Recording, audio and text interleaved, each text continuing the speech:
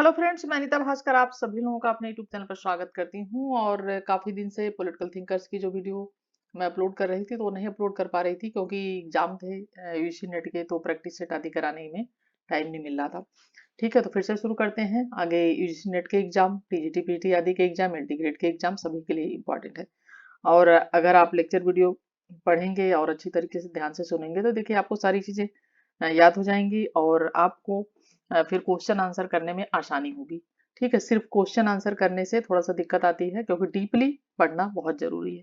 तो चलिए शुरू करते हैं। और इससे पहले की जिन लोगों ने वीडियो नहीं देखी तो प्लेलिस्ट में जाएंगे, पॉलिटिकल थिंकर्स के नाम से वीडियो आपको दिख जाएगी और वो जरूर देख लें।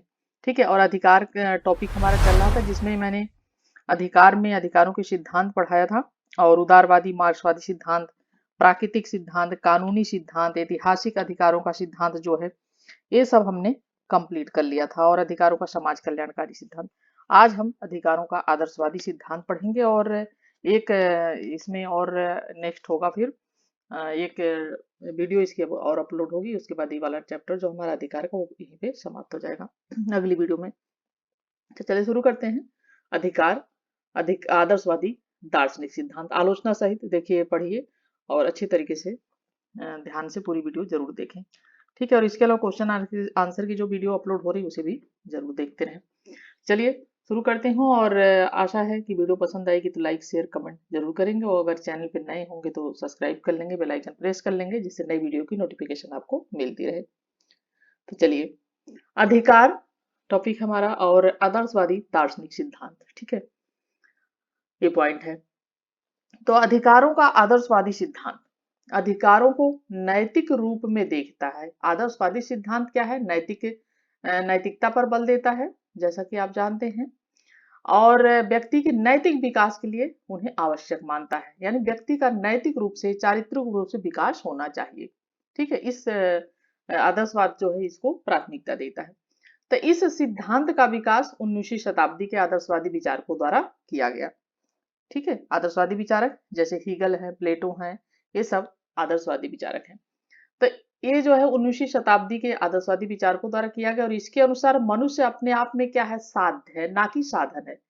और उसे अपने नैतिक विकास के लिए कतिपय सुविधाओं की आवश्यकता है, यानी अपने नैतिक विकास के लिए उसे जो है सुविधाओं की आवश्यकता होती है, जिन्हें क्या कहा जाता है? उन्हें अधिकार कहा जाता है। ठीक है, और इस सिद्धांत के जो प्रमुख प्रवर्तक हैं वो जर्मन विचारक कौन है? कांट, इमैनुअल कांट है। ठीक है, इनका पूरा नाम इमैनुअल कांट है। तो ये कांट है और ये जो है सिद्धांत के प्रमुख जो प्रवर्तक हैं। ठीक है, और किंतु इसकी व्याख्या जो है हमें स्पष्ट रूप से ग्रीन के विचारों में मिलती है, यानी स्पष्ट जो व्याख्या है वो ग्रीन ने किया है। और ग्रीन के अनुसार, ग्रीन कहते हैं कि अधिकार मनुष्य के आंतरिक, ठीक है, अधिकार जो है वो मनुष्य के आंतरिक और बाह्य अवस्थाएं हैं विकास की। यानी मनुष्य अधिकार जो है मनुष्य के आंतरिक अंदर और जो विकास की बाह्य, दोनों ही आंतरिक विकास भी और बाहरी विकास भी, उसकी क्या है? अधिकार ये अवस्थाएं हैं। ठीक है, क्रॉस कहते हैं कि अधिकार विवेकपूर्ण जीवन के विकास के लिए आवश्यक बाह्य परिस्थितियां हैं। ये भी कहते हैं कि अधिकार जो है विवेकपूर्ण जीवन जीने के लिए, उसके विकास के लिए व्यक्ति के, ये बाह्य बाहरी परिस्थितियां हैं अधिकार जिसे कहते हैं। ग्रीन कहते हैं कि यह अत्यंत आवश्यक है कि मनुष्य के कार्य नैतिक दृष्टि से पूर्ण हो। ग्रीन नैतिकता पर यहाँ पर बल देते हैं और कहते हैं कि यह बहुत आवश्यक है, ये बहुत जरूरी है कि मनुष्य के जो कार्य हैं वो किस तरीके से पूर्ण होने चाहिए? नैतिक दृष्टि से पूर्ण हो, जिनके लिए अधिकारों की आवश्यकता है। ठीक है, लेकिन इन सभी आलोचना जो है परिभाषाओं की आलोचना देखिए कैसे की जा रही है। तो देखिए, आलोचना यह है कि यह सिद्धांत व्यवहारिक रूप से नहीं है, यानी आदर्शवादी है, कल्पनात्मक ज्यादा होता है ये आदर्शवादी विचारक, क्योंकि जैसा आदर्शवाद सोचता है वैसा व्यवहारिक रूप में नहीं हो पाता है। ठीक है, नैतिकता पर बहुत अधिक बल दिया जाता है, लेकिन उतना मनुष्य का चरित्र नैतिक नहीं हो पाता है जितना कि ये लोग बल देते हैं। ठीक है, तो मेन का ये है पॉइंट कि यह सिद्धांत बहुत अधिक तरीके से व्यवहारिक नहीं होता है, काल्पनिकता ज्यादा होती है। क्योंकि जैसा हम सोचते हैं कि ऐसा मनुष्य होगा, वैसा समाज होगा, इस तरीके से होगा, वैसा हो नहीं पाता है। सब तरीके के इंसान होते हैं और सबके अपने अपने विचार होते हैं। क्योंकि नैतिकता की परिभाषा विचारकों के अनुसार भिन्न भिन्न है, सबकी अपनी परिभाषाएं जो है वो भी थोड़ा अलग है, भिन्न है। ठीक है, कोई आंतरिक को आंतरिक नैतिकता को विकास पर बल देता है, कोई बाह्य पे बल देता है, बाहरी नैतिकता के विकास पे। तो ये सारी चीजें हैं। तो अरस्तु जो है, ठीक है, अरस्तु दास प्रथा को देते हैं, हीगल निरंकुश शासन को, क्योंकि हीगल किसको, हीगल आदर्शवादी विचारक हैं और कहते हैं कि राजा जो है वो ईश्वर पर पृथ्वी का अवतार है, उसका स्वरूप है। ठीक है, तो ये क्या है, एक तरीके से निरंकुश शासन, यानी राजा की आज्ञा का पालन करना अनिवार्य है हीगल के अनुसार। तो अगर राजा की आज्ञा का पालन करते हैं तो वहां तो व्यक्ति का कोई महत्व नहीं रह जाता, वो सिर्फ राजा राजा का ही महत्व रह जाएगा, राज्य का महत्व रह जाएगा। तो वो क्या होगा, एक तरीके से निरंकुश शासन हो जाएगा। ठीक है, तो अरस्तु जो है वो दास प्रथा को, हीगल निरंकुश शासन को, टीएच ग्रीन जो है निजी संपत्ति के अधिकार को प्राथमिक, यानी सबको सबको अपनी निजी संपत्ति रखने का अधिकार होना चाहिए, पर्सनल संपत्ति, पर्सनल धन अपने पास रखना चाहिए। इसको क्या कहते हैं, नैतिक मानते हैं। अब आप सोच लीजिए इन तीनों में क्या वास्तविक रूप से क्या नैतिक कहा जा सकता है, यानी सबके विचार क्या है, अलग है, इसलिए इसमें आलोचना की जा रही है। तो व्यक्ति के विकास के लिए जो बाह्य परिस्थितियां यानी बाहरी परिस्थितियां हैं वो आवश्यक हैं, यह अस्पष्ट भी नहीं है। स्पष्ट रूप से कुछ नहीं है कि बाह्य परिस्थितियां आखिर में है क्या, वो कौन सी परिस्थितियां हैं जो नैतिक कही जाएंगी। ठीक है, और इस सिद्धांत में विरोधाभास है, यानी आपस में विचारों में, क्योंकि एक ओर तो यह लोक कल्याण की तुलना में व्यक्ति को अधिक महत्व प्रदान करता है, एक तरफ व्यक्ति को भी महत्व प्रदान करता है कि व्यक्ति के पास अधिकार होने चाहिए, लेकिन दूसरी ओर क्या है, कुछ आदर्शवादी जो लेखक हैं वो सुझाव देते हैं व्यक्ति को राज्य की आज्ञा का पालन बिना किसी विरोध के करना चाहिए। तो दोनों बातें कैसे हो सकती हैं, अगर व्यक्ति को महत्व दिया जा रहा है, व्यक्ति को स्वतंत्र छोड़ दिया जा रहा है, तो फिर राज्य राज्य के कार्य सीमित हो जाएंगे। लेकिन अगर राजा की आज्ञा का पालन करना या राज्य की आज्ञा का पालन करना अनिवार्य है, तो फिर दोनों बातें यहाँ पे कैसे हो सकती हैं। ठीक है, बिना की आज्ञा बिना किसी विरोध के, यानी फिर जो भी राज्य करे उसका हमें विरोध नहीं करना है। ठीक है, तो ये फिर राजा को प्राथमिकता देता है, तो यहाँ व्यक्ति कहाँ रह जाता है, व्यक्ति गौड़ हो जाता है। तो इसलिए ये सारी चीजें क्या होती हैं, विरोधाभासी विचार है। ठीक है, अब आगे चलते हैं। देखिए, अधिकारों के मार्क्सवादी सिद्धांत अच्छी तरीके से आप सुन लेंगे तो आपको अच्छी तरीके से याद हो जाएंगी चीजें, फिर आपको इस पे क्वेश्चन अगर आएगा तो आपको दिक्कत नहीं होगी। और जितने भी लेक्चर वीडियो मैंने पढ़ाए हैं आप जरूर उसे देखने की कोशिश करें। अगर आपने उसे पूरी सारी लेक्चर वीडियो देख ली, पॉलिटिकल साइंस की भी और ये भी थिंकर्स की भी, तो आपको जरूर बहुत अच्छा रिजल्ट मिलेगा आपको इससे। अधिकारों के मार्क्सवादी सिद्धांत, क्योंकि ये नोट्स मैं खुद बनाती हूँ। देखिए, अधिकारों के मार्क्सवादी सिद्धांत, उदारवाद का उदय सामंतवादी व्यवस्था के अवशेषों पर हुआ। उदारवाद का उदय कैसे हुआ, सामंतवादी जो व्यवस्था थी उसके जो अवशेष थे उस पर हुआ। मार्क्सवाद का उदय कैसे हुआ, पूंजीवादी वर्ग विभाजन समाज की प्रतिक्रिया के रूप में हुआ, यानी पूंजीवादी वर्ग विभाजन पर हुआ, समाज की क्या प्रतिक्रिया है उस पर हुआ। जहां उदारवाद ने सामंतवादी व्यवस्था की निरंकुशता के खिलाफ स्वतंत्रता का नारा दिया, यानी जो सामंतवादी व्यवस्था थी उसके खिलाफ स्वतंत्रता को नारा दिया, व्यक्ति को अधिक महत्व दिया। ठीक है, वहीं मार्क्सवाद का मूल मंत्र वर्ग विभाजन था, यानी पूंजीपति वर्ग और श्रमिक वर्ग, तो सर्वहारा वर्ग की स्थापना करना चाहते थे। तो विभाजित समाज को बदलकर वर्ग विहीन समाज की स्थापना करना था। मार्क्सवाद का क्या, जहां जो है उदारवाद ने सामंतवादी व्यवस्था को निरंकुशता के खिलाफ स्वतंत्रता का नारा दिया, वहीं मार्क्सवाद का मूल मंत्र क्या था, वर्ग विभाजन। वर्ग विभाजित समाज को बदलकर वर्ग विहीन समाज की स्थापना करना चाहता था। ठीक है, यानी कोई भी वर्ग ना हो, सर्वहारा वर्ग हो, सब समान हो। ठीक है, तो आदर्शवादियों के ये अधिकारों के मार्क्सवादी सिद्धांत है। मार्क्स का उद्देश्य अपने समय की प्रचलित व्यवस्था की क्रांतिकारी आलोचना करके उसमें क्या क्या करना था, परिवर्तन करना था। ठीक है, परिणाम स्वरूप मार्क्स की रचनाओं में अधिकारों से संबंधित किसी सकारात्मक सिद्धांत की अपेक्षा करना व्यर्थ है। यानी अधिकारों, मार्क्स की जो रचनाएं हैं उससे जो भी हैं उससे अधिकारों से किसी सकारात्मक सिद्धांत की अपेक्षा नहीं की जा सकती है। हाँ, मार्क्स जो है अपनी रचनाओं में पूंजीवादी व्यवस्था के अंतर्गत दिए जाने वाले अधिकारों के खोखलेपन की आलोचना अवश्य की है, यानी जो पूंजीवादी व्यवस्था के अंतर्गत अधिकार दिए गए हैं वह क्या है, अंदर से खोखले हैं, यानी उसमें कुछ है नहीं, तो उसकी आलोचना अवश्य की है। मार्क्सवाद के अनुसार किसी भी राज्य में किसी भी युग में प्रचलित अधिकार प्रभावशाली वर्ग के अधिकार होते हैं। कौन कहता है? मार्क्स। यानी किसी भी युग में प्रचलित जो अधिकार हैं वो जो प्रभावशाली प्रभुत्वशाली वर्ग होता है उसके पास अधिकार होते हैं, बाकी दूसरे के पास, जो गरीब वर्ग होता है, मजदूर वर्ग होता है, उसके पास अधिकार नहीं होते। तो ये कहता है कि युग में प्रचलित अधिकार प्रभावशाली वर्ग, क्या आता है? मजदूर वर्ग के अधिकारों की सुरक्षा के लिए आवश्यक है कि वह क्या करे? स्वयं सत्ता संभाल ले, यानी वो अपने अधिकारों की खातिर लड़े और स्वयं सत्ता संभाले, क्योंकि मार्क्स नहीं कहता है कि विश्व के मजदूरों एक हो जाओ, यानी सब एक हो जाओ और पूंजीपति वर्ग का जो है समाप्ति करो और जो है अपना सत्ता संभाल लो। तो अधिकार हमेशा वर्ग चरित्र के साथ जुड़े होते हैं, इसीलिए पूंजीवादी और समाजवादी व्यवस्था में अधिकारों का स्वरूप अलग अलग होता है, यानी भिन्न भिन्न होता है। ठीक है, क्योंकि पूंजीवादी व्यवस्था मुक्त प्रतिस्पर्धा पर आधारित है। पूंजीवादी व्यवस्था किस पे आधारित है? जो है आधारित है मुक्त प्रतिस्पर्धा पे। इस दृष्टि से पूंजीवादी व्यवस्था के अंतर्गत कानून की दृष्टि से सब नागरिक के समान अधिकार स्वीकार किए जाते हैं, यानी पूंजीवादी जो व्यवस्था है उसके अंदर दृष्टि से नागरिक के सभी समान अधिकार जो है स्थापित स्वीकार किए जाते हैं। लेकिन वास्तविक स्तर पर सारे अधिकार किसके पास होते हैं? पूंजीपति वर्ग के अधिकार होते हैं। यानी पूंजीवादी व्यवस्था में मजदूर वर्ग के अधिकार भी मुक्त प्रतिस्पर्धा के नियम पर आधारित होते हैं, अर्थात यानी हर कोई अपनी क्षमता के अनुसार कार्य करेगा और अपने अपने कार्य के अनुसार क्या करेगा? प्राप्त करेगा, यानी जितना कार्य करेगा उसका उतना उसको लाभ मिलेगा। ठीक है, तो हर कोई अपनी जितनी उसकी क्षमता होगी उसके अनुसार कार्य करेगा, क्योंकि पूंजीपति वर्ग क्या करता है? पूंजीपति वर्ग कार्य तो 8 घंटे कराता है, लेकिन उसको उसकी कीमत कितनी देता है? 4 घंटे की देता है। और अतिरिक्त मूल्य का सिद्धांत जो मार्क्स ने लागू किया था इसी पर, जो अतिरिक्त मूल्य होता है वो खुद अपने पास रखता है। ठीक है, तो ये कहता है कि अर्थात हर कोई अपनी क्षमता के अनुसार कार्य करेगा और अपने कार्य के अनुसार प्राप्त करेगा। मार्क्स ने भी अपनी आरंभिक रचनाओं में पूंजीवादी राज्यों द्वारा दिए जाने वाले अधिकारों के खोखलेपन की चर्चा करते हुए कहा है कि आर्थिक विषमताएं जो है राजनीतिक दृष्टि से मजदूर वर्ग को अपने हितों की रक्षा करने का अवसर कभी नहीं मिल पाएगा।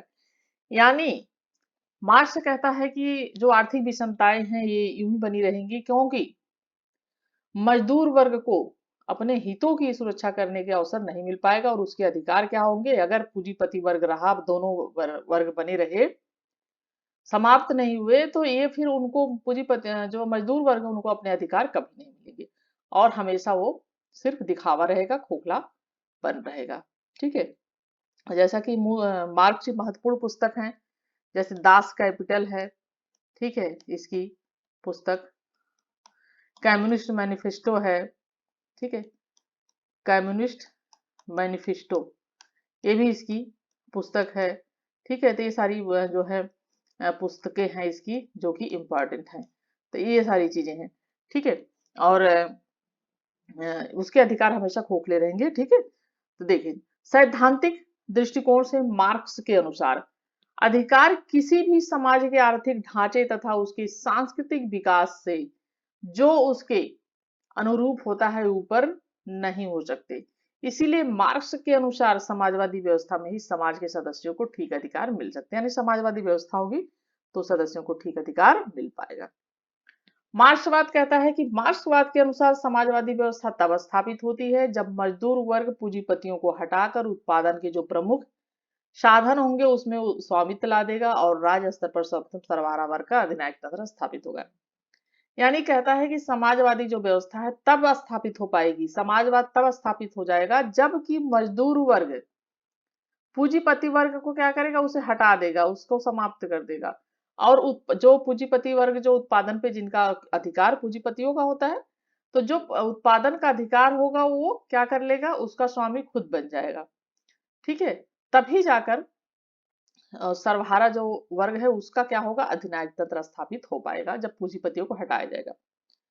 फिर आगे चलकर क्या हो जाएगा? राज्य विलीन हो जाएगा, यानी राज्य क्या हो जाएगा? फिर धीरे धीरे जब ऐसी चीजें आ जाएगी, सभी समान हो जाएंगे, तो राज्य की समाप्ति हो जाएगी, राज्य लुप्त हो जाएगा। ये मार्क्सवाद कहता है राज्य की विलीनीकरण का सिद्धांत, तथा वर्ग विहीन और राज्य विहीन समाज की फिर स्थापना होगी जहां पे सब लोग बराबर होंगे।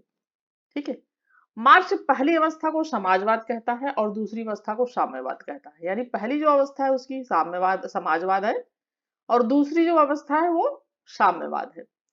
मार्क्स के अनुसार जब तक मानव की भौतिक आवश्यकता की पूर्ति नहीं हो जाती, अधिकारों का जन्म नहीं हो सकता। यानी उसके जब तक उनकी आवश्यकताएं जो है उसकी पूर्ति नहीं हो पाएगी, वो पूरी नहीं हो पाएंगी, तब तक अधिकारों का भी जन्म नहीं हो सकता, ये कहता है मार्क्स। समाजवाद के अंतर्गत चूंकि मजदूर वर्ग प्रभुत्वशाली वर्ग होता है, जब समाजवाद की बात की जाए तो कौन जो है शक्तिशाली होगा? मजदूर वर्ग।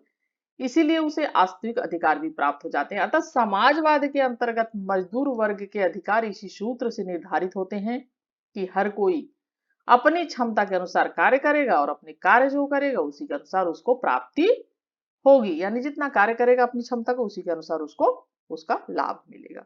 ठीक है, चलिए। मार्क्सवादी चिंतन के प्रेरणा स्वरूप 1917 की रूस की जो क्रांति हुई, उससे के परिणाम स्वरूप जो सोवियत संघ में व्यवस्था स्थापित हुई, जो व्यवस्था स्थापित की गई उसे क्या कहा जाता है? नागरिकों की आर्थिक सुरक्षा तथा आधारभूत मांगों की पूर्ति पर विशेष बल दिया गया और इसी कारण यहाँ के नागरिकों को रोजगार के अधिकार के साथ साथ अपनी पसंद का व्यवसाय, ठीक है, चुनने का भी अधिकार दिया गया। यानी रोजगार तो दिया ही गया, साथ साथ वो अपनी पसंद के व्यवसाय को चुन सकते हैं, इसका भी अधिकार उन्हें दिया गया 1917 में रूस की जो क्रांति हुई। उन्हें भाषण देने, प्रकाशन करने, सभा प्रदर्शन आदि करने का भी अधिकार दिया गया, परंतु इन अधिकारों का प्रयोग जनसाधारण के हित को ध्यान में रखते हुए साम्यवादी व्यवस्था को सुदृढ़ करने हेतु किया जा रहा है। क्योंकि जनसाधारण जो है, लोग है, वो लोगों के हित को परिभाषित करने का अधिकार साम्यवादी दल को है। यानी जनसाधारण के हित को परिभाषित करने का अधिकार किसको है? वो है साम्यवादी दल। अतः व्यवहारिक धरातल पर, यानी व्यवहारिक रूप से देखा जाए तो आम जो नागरिक है वह उपरोक्त जो स्वतंत्रताएं हैं उनका प्रयोग नहीं कर सकता है। उदारवादी लेखकों ने आरंभ से ही आरोप लगाया है कि साम्यवादी देशों द्वारा दिए जाने वाले अधिकार वास्तविक न होकर केवल सैद्धांतिक, यानी उदारवादी जो लेखक हैं, जो व्यक्ति को अधिक महत्व देते हैं, उनका कहना है कि जो साम्यवादी द्वारा देशों को अधिकार जो है दिए जाने वाला अधिकार है वो वास्तविक नहीं है, वो सिर्फ दिखावे के हैं, यानी सैद्धांतिक है। यानी उनके अधिकार दिखाने के लिए, जैसे एक तरीके से राष्ट्रपति और प्रधानमंत्री का अधिकार होता है, वास्तविक अधिकार किसके पास होता है? प्रधानमंत्री के, लेकिन सैद्धांतिक अधिकार किसके पास होता है? हमारे राष्ट्रपति। यानी राष्ट्रपति अपनी मर्जी से तो कुछ नहीं कर पाते, करते सब प्रधानमंत्री जी हैं, ठीक है, लेकिन साइन उनके होने चाहिए, दिखाने के लिए राष्ट्रपति सर्वोच्च है। ठीक है, ये सारी चीजें हैं। अब हम मार्क्सवादी सिद्धांत पढ़ लिए और आदर्शवादी सिद्धांत पढ़ लिया, अब हम निष्कर्ष पढ़ेंगे। ठीक है, तो इसमें कोई संदेह नहीं है कि जीवन की आवश्यक शर्तों को काफी हद तक उदारवादी तथा साम्यवादी दोनों तरह के राज्यों में पूरा किया जा चुका है।